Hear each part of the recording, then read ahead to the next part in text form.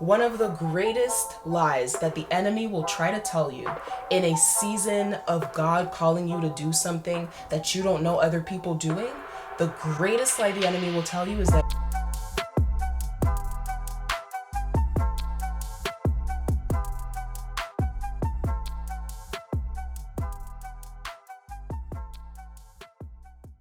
I wrote this last night at 7:42 p.m. and it sparked this video. So I'm going to read it to you guys. When the Lord has a calling over your life, to some level, you will feel lonely and you will be lonely. God never called you to something that will be 100% easy and 100% smooth. Nah, I wish. There's always some elements of hard, an element that will force you to lean on Him because you've tried everything else and none of it works. And it's worse when you're doing something no one around you does. The feeling of being misunderstood is then 10 times worse. And I know a little something about that. Waking up every day and doing something that I cannot make about myself, first of all, that generates zero money, and that no one around me does. Unintentionally, people around you end up saying the wrong things, and no one can provide you with the advice you need. You tell someone that you're discouraged at the numbers, and they say, "Don't worry, God's got you." You tell someone that you wish God made you to just love corporate life and school instead of content. And they respond, "If God made you that way, it's for a reason." You tell them getting out of bed is hard when you don't see the fruit of what you do, and they answer, "Just trust in the Lord. His plans are to prosper you, not to harm you." And they mean well. They mean well. And they're also right. But in that moment, it's honestly the last thing you need to hear right now. You didn't want no Bible talk. You wanted advice. You wanted active support. But that's not what you got. And then you realize one important thing. The beginning of every journey is very lonely. And when you're set apart or called to do something no one around you has ever done, the only one who can tell you what you need to hear is God. And yes, along the way, I do believe that you will meet the people who will finally get you and relate to you. But so long that they're not in your life, well, that's what this video is about. Welcome to the 3120 Diary. My name is Anne. I'm your host, and this channel is a diary for girls in their 20s who are interested in having a relationship with Christ. And I hope that here you feel some level of fellowship. So today, the verse from the book of Proverbs 31, because that's what our channel is about. We're girls in our 20s becoming Proverbs 31 women. The verse that we are kind of focusing on today is Proverbs 31, verse 16. She considers a field and buys it. She uses some of the money she earns to plant a vineyard. Now, I like this verse because so much could have been said in that verse about how she felt when she went ahead and planted that vineyard and considered a field. But you see that it's kind of a right away thing that she did. Like, you don't feel a sense of fear or doubt or self-esteem issue within this verse. And we can see all throughout the passage of Proverbs 31 that this is a woman who does a lot of things and she's busy. She seems to be very confident. And today's topic is when nobody gets you because God called you to do something that has either never been done or maybe you don't know people who've done it before. It can be a very discouraging journey. I know that I'm in that journey and I am very often discouraged, not just by sometimes there's a lot of misunderstanding too, right? Because sometimes people think, "Oh, but Anne, you're only focusing on the numbers or whatever," but it's not even forget the money and stuff like that. You just want to see whatever you pour so many hours into bear fruit. And when you don't, it can be very discouraging. When people say disrespectful comments and tell you to give up, because sometimes people go to your face and literally tell you to give up, all of that can be very discouraging. And I'm hoping that this video will translate to you maybe what you've been feeling, in this season of discouragement of being called. And I hope that you'll learn something out of this video or get something out of this video, because I will share what I'm currently doing that is keeping me stable, at least keeping me stable. And we're going to go through some Bible passages with this as well. So go get your tea. You already know what time it is. I got green tea with me today. Okay. Green tea. Go get your tea. Go get your Bible. And let's talk, sis. So the first thing I want to say is, what I like about the Bible is that everything is in the Bible. It's one of the reasons that really made me say yes to Jesus, because I know that one reason why a lot of people aren't Christians is that they're not able to see the logic in believing in this God that you've never seen, which very valid, honestly, very valid. And I'm like that too. A lot of people, and I'm very happy for them, were able to just be raised Christian, and then they were just always Christian. But I know that at some point in my journey, and maybe in your journey too, you just went like, okay, I was raised like this, but it doesn't mean that it's true. It doesn't mean that this Jesus thing really exists. Like, I need logical proof. And one of the really logical proofs for me was that everything you find in the Bible, everything that the Bible says will happen, everything makes sense in the real world. Like, you follow the principles of the book of Proverbs, and you'll see that your life changes and you become wiser and more humble. You do the prayers of the book of Psalms, and all of a sudden your faith is strengthened. It all made sense, that there was that logical component. And I'm going to share with you 7 successful people in the Bible who were lonely along their journey, but who ended up successful, just so that we can start out feeling encouraged that we're not alone. One of the greatest lies that the enemy will try to tell you in a season of God calling you to do something that you don't know other people doing, the greatest lie the enemy will tell you is that you are alone. He's going to whisper in your ear that you're alone, that you're by yourself, and most importantly, that you're stupid for even pursuing that thing. But that's not true. So I asked ChatGPT to do this for me, so everything might not be 100% accurate, but I'm pretty sure that the stories are accurate here, okay? We have, as a first example, we'll go through 7. We have Joseph, Genesis chapter 37 to chapter 50. Joseph's success was that he ended up second in command of Egypt and saved nations from famine. However, he did have a period of loneliness, right? He was rejected by his own brothers, sold into slavery, falsely accused, thrown in prison, and forgotten by those he helped. So I don't know who I'm speaking to who feels rejected, who feels disrespected, who feels like maybe family members pushed you away, who feels like maybe people are telling you, who do you think you are doing this? You think you're better than? You think you're ever going to get successful? I don't know who I'm speaking to. But Joseph went through that too.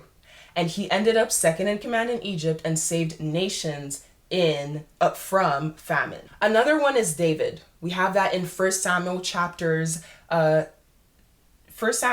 16 to 1 Kings chapter 2. You can go read it for yourself. Now, the loneliness season is he's haunted by Saul for years, hid in caves, betrayed by close friends. But there was success within his journey. He's anointed king of Israel. He's a man after God's own heart. He's a powerful warrior, and he's a psalmist, right? Like the Psalms, that's David. I would even add, I know that's not explicitly in the Bible, but I can imagine that you feel some level of loneliness when God is calling you to fight against this giant and you're not giant, and no one around you believes in you. Like, was it Saul, I think, who was like, no, you can't do this battle. Like, you can't fight, like, stop, you can't fight Goliath.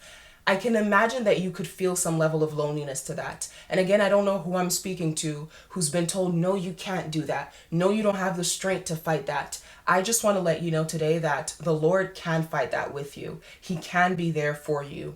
I love Psalm 121. Actually, maybe I should find it for you guys, where it says that the Lord is my refuge. I was also reading this verse, I think in the book of John yesterday, that was basically saying like, I ain't got nothing to fear. Oh no, it was the book of Proverbs. I don't have anything to fear, for the Lord is with me. Let's read a part of Psalm 121. Actually, let's read all of it. I look up to the mountains. Where does my help come from? My help comes from the Lord. He is the maker of heaven and earth. If he made heaven and earth, he can make something out of your situation, out of the season that you are in. He won't let your foot slip.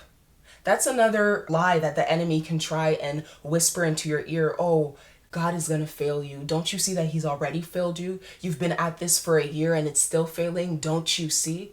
It's not true. He won't let your foot slip.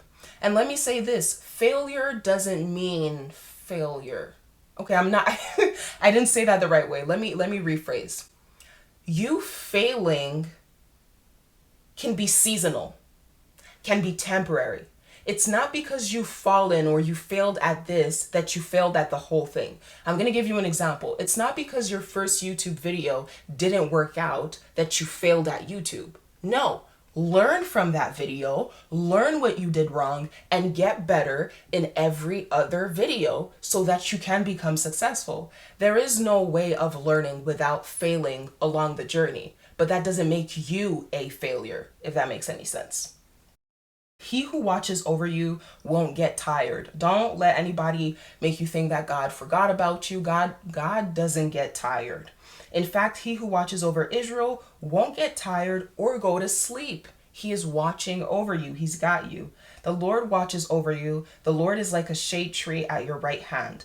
The sun won't harm you during the day. The moon won't harm you during the night. The Lord will keep you from every kind of harm. Did you hear that? Let me repeat that. The Lord will keep you from every kind of harm. We have nothing to fear. And this goes back to the passage of this channel, right? Proverbs 31. Charm is deceptive, beauty is fleeting, but a woman who fears the Lord is to be praised. All throughout the passage, the only fear this woman has is the fear of the Lord. And last verse, verse 8, the Lord will watch over your life no matter where you go, both now and forever. He's got you today and tomorrow and next week and next month and next year and next decade, okay? He has got you. Another one here is Elijah. We have it from 1 Kings chapter 17 to 2 Kings chapter 2. Loneliness season, what was it for him? He felt like the only one left who still served God. However, the success prophet who called down fire from heaven, shut the sky for 3.5 years, and never died. Okay? So there's a lot of examples. I don't think I need to read all 7 of them, but a last one here, and this I know is debatable, but again, this is from ChatGPT.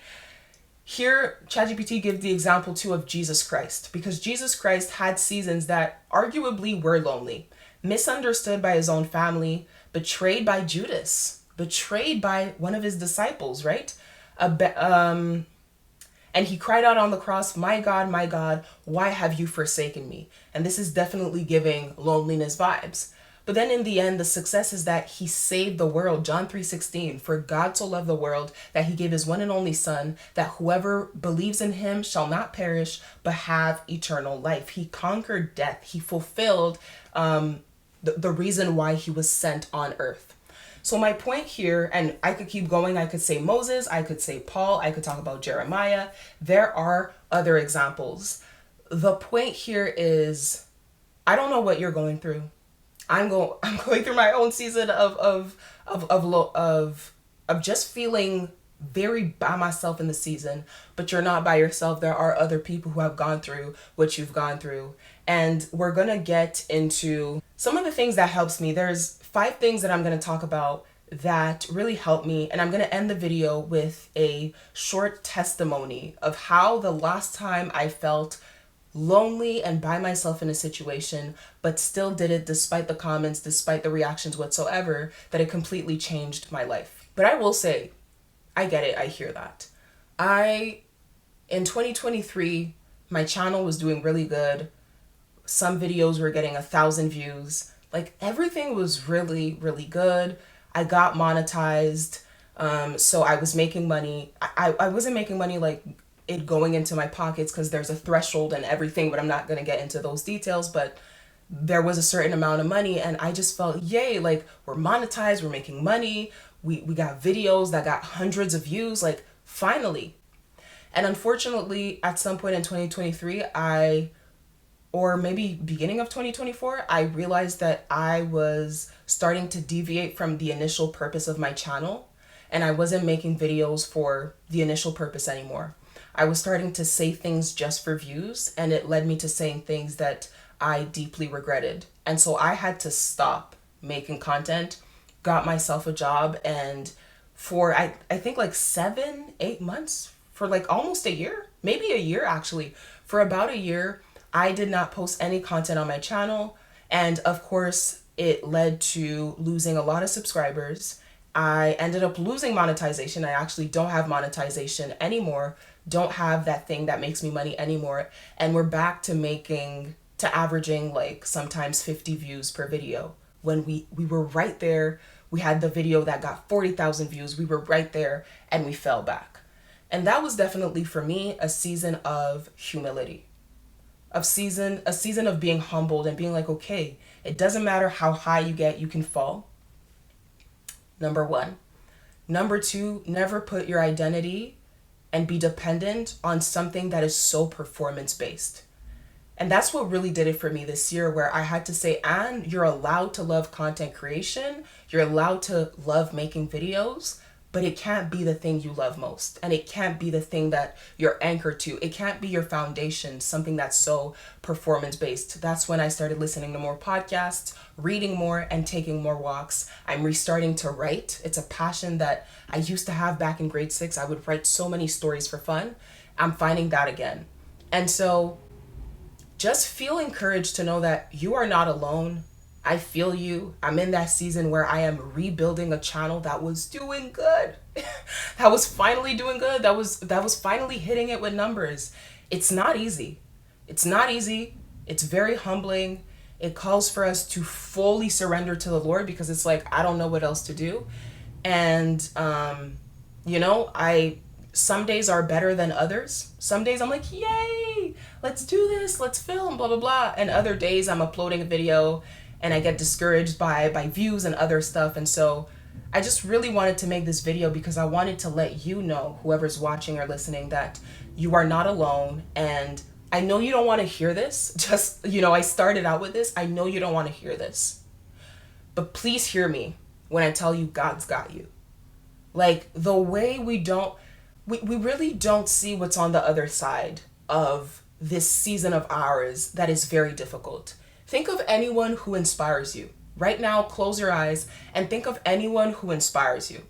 A celebrity, a singer, a musician, an actor, maybe a parent, someone who inspires you. Tell me that they haven't gone through struggle. You can't, right? Okay, now you can open your eyes. Tell me that they haven't gone through struggle. You can't. Everyone who inspires you has struggled before getting to where they are at today. And they will tell you themselves that in that season of struggle, it sucked. It really, really sucked. They cried, they sweated, they wanted to give up. It was hard to get out of bed, but it taught them so much and it led them to being where they are today. And they couldn't have been where they are today without that really tough season, right? And so, yeah, that's just what we got to really understand. Like, this is for a reason. Lord, I don't get it. I don't want it, but this is for a reason. And so here's some things that, before I share the story, some things that helped me. One of the top things, and I'll end with the best, but one of the top things that have helped me in this honestly tough season for me of just feeling like misunderstood, feeling like I'm kind of just there. But why am I there? Community. Community is so important. If you are in a season of loneliness, if you are in a season where you feel misunderstood or called to do something that no one around you has ever done before, community is so important. And I was talking about this to a friend recently while we were doing Bible study. I was like, the message that our parents gave us sometimes, or especially grandparents, of the whole, like, I don't need no friends message. That's a message I'm going to take and grab and throw in the garbage. I'm going to Kobe that into the garbage. I do not want to pass that on to my kids, to my friends. The whole message of I don't need no friends. I don't like that message. I don't like that message. I don't find that that message is biblical. I look at people who inspire me in the Bible, including Jesus, and they all had people around them. Jesus had 12 disciples. Whether you want to argue that he needed them or not, he had 12 disciples following him everywhere, okay? Esther, when she did what she did and went to the king, even if she wasn't supposed to, she had her cousin who was praying over her. She asked her people to fast for 3 days, I think it was.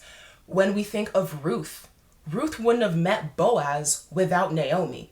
And so I don't like the message of, I don't need no friends and I can do it on my own. No, you can't. We're social creatures. We were made to live with one another. The Bible says, I don't know the verse in English, but I know it in French. The Bible says, Il n'est pas bon pour l'homme d'être seul. The translation of that is, it's not good for man to be alone. The Lord made us to be individuals who need others. I don't care how introverted you are. Trust me, I'm introverted. I am in my room all day, editing, filming, posting. I'm very introverted. But trust me, even when you're introverted, you may not need community like the extroverted person, but you still need community, okay? We're social creatures, and isolation plus loneliness is just, it's a recipe for some tough, a tougher season than it needs to be. And community is just like, even just knowing that there are people praying over you. That's so comforting. Number 2, investing in healthy hobbies. Whatever you're doing, maybe for you two, it's a YouTube channel. Maybe God is calling you to start an album. Maybe God is calling you to write a book. Whatever else it may be that the Lord has called you to do that no one around you is doing. It's very easy to get very obsessed with that project, especially when we're passionate about it and we love it. Like, I know I love doing content creation. So to not do it 24/7 is difficult. But if I just think about YouTube, especially that it's not working out the way I want it to, I'm going to end up miserable. And so I have had to force myself. In the beginning, I was literally forcing myself to invest in hobbies. I was like, what do I like to do? I took a piece of paper and I wrote down stuff that I like to do. One of the things was content creation. One of the things was public speaking. But then I wrote down, I actually like writing. I haven't written a story in a minute. I actually like taking walks. I like to dance. I like to listen to music. Just write down all those things that you like to do. You need to have a few other stuff in your life. It doesn't have to be a lot, but a few other stuff in your life going on, and not just that one thing that you know brings you a lot of mental exhaustion and stress, because it's just going to be very heavy on you.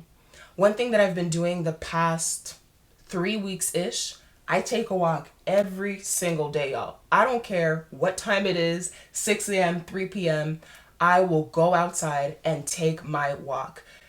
Not just because I like taking walks, but because I need to do other activities, other stuff that do not require for me to be performing at a certain level. Even if I walk for 15 minutes, that'll make me feel better. Something else that I do is I've been watching more podcasts while eating. I'm also getting back into writing stories for fun. I'm reading books before going to bed. I need to be doing other things than that thing called YouTube that brings me so much exhaustion and fatigue, that thing that God called me to that I can't relate with other people. I need other hobbies, and that might help you too. I'm sure there's something else that you like to do as well, and I suggest that you find some time. We all have different schedules, but whatever time you can find to do that thing, even if it's literally like you like to cook eggs. Cook eggs. I'm telling you, every morning, cook eggs. And if that 5 minutes of cooking eggs can just get your mind off of that thing that is stressing you, it really, really helps. But it's not avoidance to what God called you to do. Just, okay? Don't let those hobbies take over that. That's not what I'm calling to. Another thing that helps me, and you will find this in the book of Proverbs, is discernment and discretion. That's so important. When you are in a season, listen to this part, because this is important. When you are in a season of being called to do something that you don't know, like someone else who is doing that, People around you will see that. And some people will be loving and supportive, and thank God for those people. But unfortunately, other people around you won't see the vision that God sent you. And that's when it gets more important than ever before to know when to speak and to know who to speak to and who not to speak to, because some of these people will really ruin your mental health, your mental strength and your mental health. They will tell you that you are, and they don't even realize that they're judging you and insulting you. It's literally, some people, that's the way they see themselves, and so they got to portray that onto you. They will tell you, oh, that's too big of a dream. Who do you think you are to be doing this?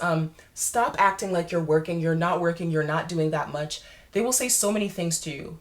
And you have to get to a point where you get on your knees and you pray and you say, Lord, give me the discernment, give me the wisdom to know who to speak to and who to stop entertaining, because it's just affecting me mentally.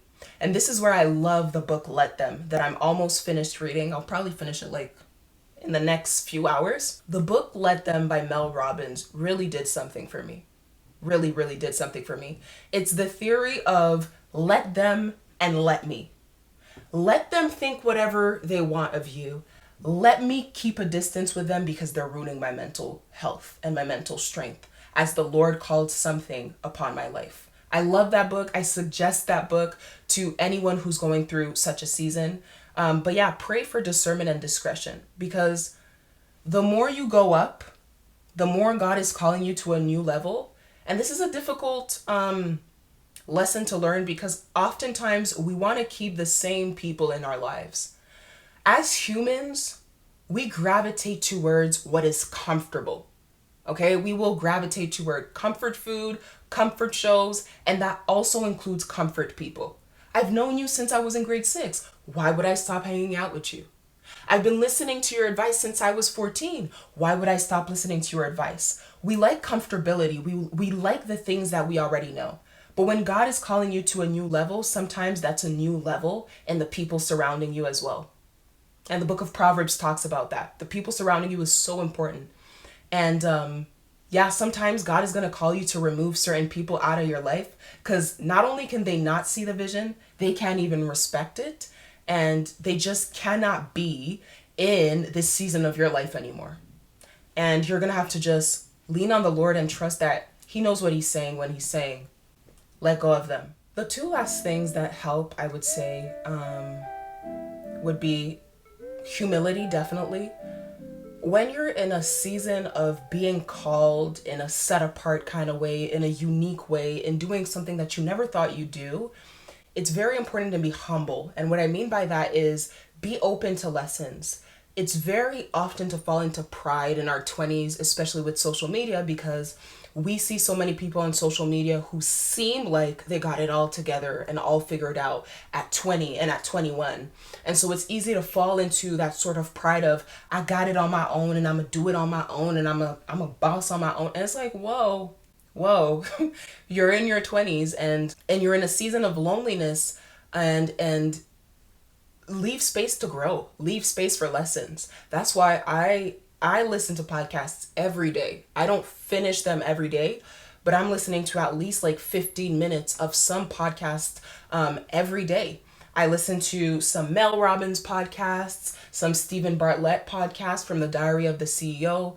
I've listened to some Jay Shetty podcasts that will help me mentally, that will help me business-wise, that will help me understand why I feel the way I feel and how to navigate situations. And the best of the best is the Bible. Again, like everything is in the Bible. I'm going through the book of Proverbs with a friend right now. We're doing a Proverbs study, and all of those things really help. And so I have to be humble in the understanding that I'm not at the highest level of wisdom that I can be. So I need to be humble to be receptive to lessons and to grow through the books and the podcasts and the courses, etc. And the last and most important one, the one that is the best, but I'm definitely in a battle with, and you may be watching and you're like, yes, me too. God is the best tip for anything. He's the best advice for anything. I'm I don't know if anyone can relate, but I could not be doing what I'm doing, pursuing what I'm pursuing, if I did not believe that there was a God watching over me and helping me in some way. I would not make it. Just being like so honest, would not make it. If I didn't believe God has a plan, there's something He is seeing that's on the other side of the highway that I don't see. I don't know if you guys have heard my analogy before, but there's a highway that I use a lot to go to a place that I go a lot. And when you get on that highway, there's cars already passing. So you need to kind of get there before a car comes or after the car comes. And you're so focused on just getting on that highway while cars are already going that you don't see the other side of the highway. And also the way the highway is made, it's kind of like that. So I don't see what's on the other side of the highway. So all I can focus on is the present moment. But at some point I get to the other side of the highway and everything is fine. And that's an analogy I think I used in episode 2 of the 3120 Diary, that beautifully explains this season that we're in, that you're in because you're watching right now or you're listening, and that I'm in too. It's like we're on this highway and we are still kind of trying to fit while all of these cars are driving. But at some point, we will get to the other side of that highway. When God calls us to do something, there's something on the other side of that highway. I gave y'all the examples: Moses, Jeremiah, David. There was something on the other side of their highway, of their difficulty, of their season of being called to doing something. So for me, my testimony, or I guess a short story time that I can share with y'all, where my life completely changed. So I have the full story of my gap year on my channel, so you can go watch that if you want. I'll put it in the card up there. So I have the full story there, but short version of it, I took a gap year in 2023. In 2023, I went to university, and after 3 days, I said, nope, this is not for me. I had an overwhelming feeling that I was at the wrong place in the wrong program. And so after 3 days at university, I dropped out.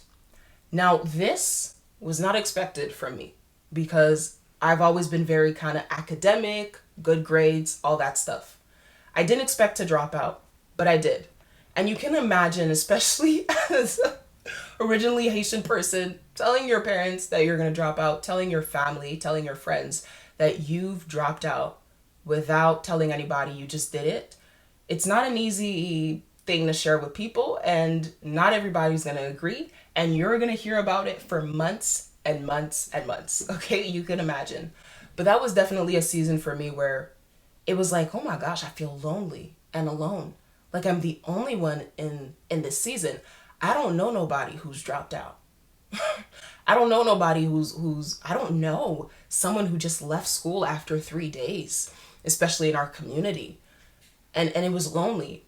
But I did it anyway. I leaned on the Lord despite comments, despite opinions, and despite, I will even say, definitely straight up disrespect. I did it anyway because I was like, if God is not calling me to be in this program, I can't just keep being in that program for the approval of family members or for the approval of this other person. That just doesn't work.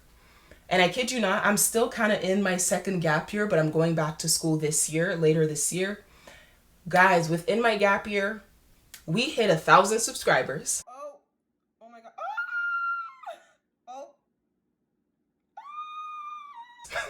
After years of failing at YouTube, we finally had time to pour into YouTube. We hit 1,000 subscribers. One of our videos got 40,000 views. I kind of half fell in love with books again, and I had the time to read. I have the time to read. I made money. Money! If you take a gap year, rack that money, stack that money.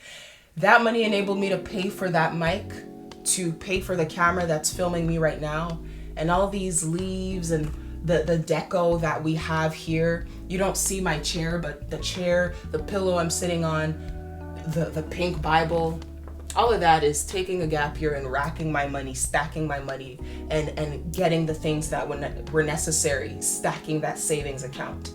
I also learned so much along the gap years. I learned so much because I had time to learn. When I was in school, I didn't have I didn't have time always or space to think. When you're a full-time student in CEGEP, you don't have time for a lot other than school. It gets very overwhelming to have 7 courses. I didn't have a lot time for a lot. And the 2 gap years or semi-gap years taught me a lot. I had time to sit down and watch a podcast. I still do. I had time to sit down and learn from people, sit down and hear conversations and hear from people who are older than me and gain wisdom. I had time to go to the different Bible studies. I think at some point I was involved in 3 different Bible studies a week. I had time to learn from conversations, from shows, from books, from podcasts, from music. I found a church along these 2 years of not going to school, a really nice community, a community that I am getting baptized in this week. I'm getting baptized this week. That's really exciting. I fell in love along these gap years. I fell in love with Jesus. Who are you thinking I was talking about? So stupid. It was with Jesus. It was with Jesus. No, of course, it was with Jesus. Said yes to Jesus last October 2024, like I shared with y'all in episode 2, in the most random, weird way ever. I never thought that God would reach me there out of all places, but he did. And I started the 3120 diary. And it's not always easy. It's not always an easy project, but let me tell y'all, I mean this from the bottom of my heart. It's one of the highlights of my week when I get to sit down and speak to y'all like that. It's definitely one of the highlights of every week. I love public speaking and I love sharing what I share or letting the Holy Spirit speak through me so that y'all can go to Jesus and get what I got. It helped me and I'm sure it will help you too.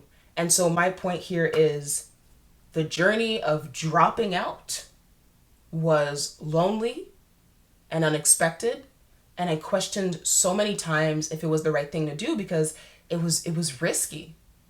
And I was questioning if it was worth it. And maybe you too, in whatever season you're in, you're questioning, is it worth it, Lord? Is it worth it for me to risk what I'm about to risk to write the book that you're calling me to write? Is it worth it for me to risk what I'm going to risk to let go of that person, let go of that relationship, get the breakup, get the divorce? Is it worth it, Lord? No one around me has ever gotten divorced. No one around me has ever started a jewelry business. No one around me has ever started a YouTube channel. Is it worth it?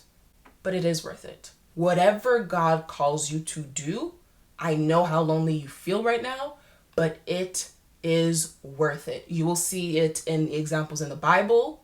I have my own story I just shared with you. You can think of any of the people who truly inspire you, the person who inspires you the most. They did risky things. They made risky decisions. They did things that were scary, that were out of norm. They did things that they felt the fear, but they kept pushing through. And you can push through too, anchored to Christ. So in the end, he's got you. You are not alone. If you want fellowship, if you want community, we have the 3120 Diary Sisterhood on Facebook. It's a Facebook group that we are going to start posting on very soon. I promise, very soon. I'm just getting a few stuff done. I'm also really working on my website so that you guys can have even more fellowship. But I just wanted to let y'all know, if you get anything out of this video, get this. You are not alone. You are not by yourself. I know how lonely it feels right now, but keep anchoring yourself to the Lord. Keep praying. Do the things that I talked about. Find yourself community. Invest in hobbies that you like. Pray for discernment and discretion. Gain humility and anchor to the Lord. There is something on the other side of your situation. There is something else on the other side of your situation. If you just cling on to God, we will find victory, whatever that looks like. We don't know what that means. We don't know what that looks like, but whatever God wants it to be, we will find victory. Guys, if you enjoy this video, subscribe because we post every week around here, every single week. Follow us on social media. All the links will be down below, and I will see you guys very soon. And if you want French content, that's coming up.